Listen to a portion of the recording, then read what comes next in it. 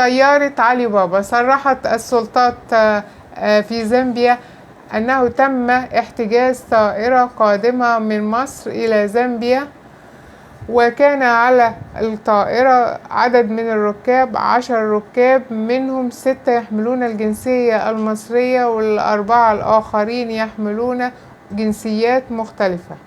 وصرحت السلطات في زامبيا أنه كان يوجد أيضا على الطائرة 5,700,000 دولار، وعدد من الأسلحة 5 مسدسات، وعدد من الذخائر 126 طلقة، و602 سبيكة وزنها 127 كيلو.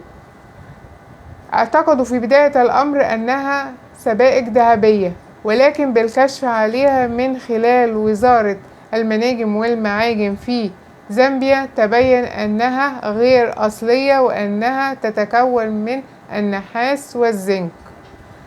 صرح المسؤول الزامبي بأنه تم احتجاز طائرة خاصة أخرى تابعة لشركة طيران محلي، وقال على ما يبدو أنها كانت جزء من العملية.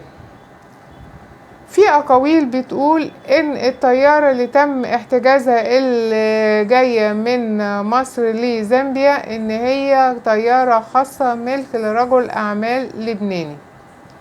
السؤال هنا بقى يا جماعة اللي بيطرح نفسه، لو الطيارة اللي تم احتجازها في زامبيا ديت تم إقلاعها من مطار القاهرة، سواء بقى كانت هي أصلا تبع المطار ولا كانت نازلة ترانزيت، الطيارة دي ما تمش تفتيشها عشان يشوفوا ايه الحاجات اللي عليها؟ ما خضعتش للتفتيش ولا ايه اللي تم؟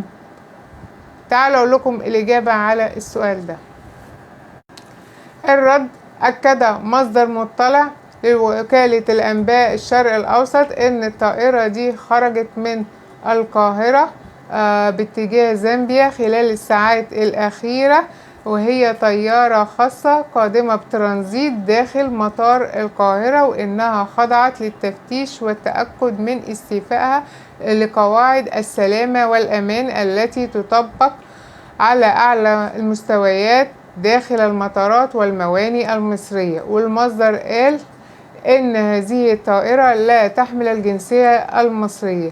أما بالنسبة لما أثير عن الطائرة الأخرى التي تم احتجازها في زامبيا، فهي لم تعبر الأجواء المصرية من الأساس. تمام. طيب لما هو إن الطيارة اللي نزلت ترانزيت ديت خضعت للتفتيش، اللي كانوا بيفتشوها إزاي ما شافوش الحاجات اللي تم ضبطها في مطار زامبيا؟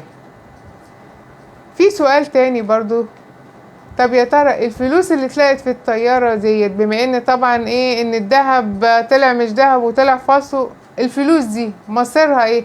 الفلوس ديت مودعة حاليا في بنك في زامبيا لحين الانتهاء من التحقيقات، ونشوف الفلوس دي تبع ايه، ونشوف ان ايه الفلوس دي كان بيتم نقلها ليه.